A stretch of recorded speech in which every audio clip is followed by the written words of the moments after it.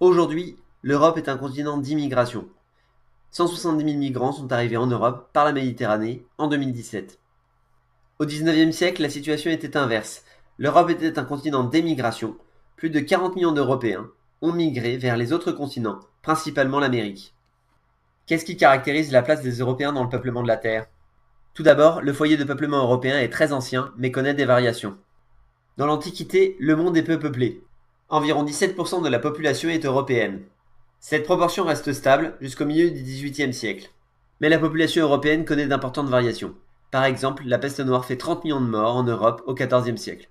Ensuite, la croissance démographique des Européens est très forte au XVIIIe et XIXe siècle du fait de la transition démographique. L'augmentation de la population européenne est très forte entre 1750 et 1914. La population européenne passe de 130 millions à 475 millions en 160 ans. Sa proportion dans la population totale passe de 18% à 26%. On explique cet accroissement de la population par la transition démographique.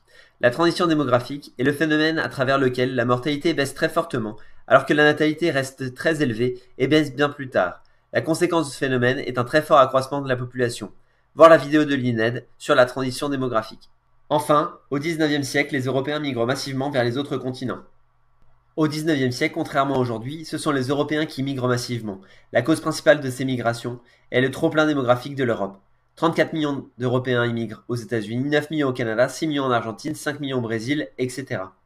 L'émigration irlandaise aux États-Unis est un exemple parmi d'autres de l'émigration des Européens au XIXe siècle.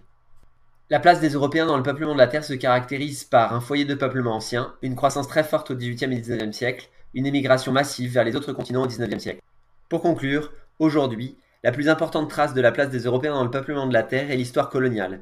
Les Européens des différentes nationalités ont migré vers les colonies qu'ils dominaient. De même, aujourd'hui, les migrants cherchent souvent à gagner les anciennes métropoles de leur pays d'origine.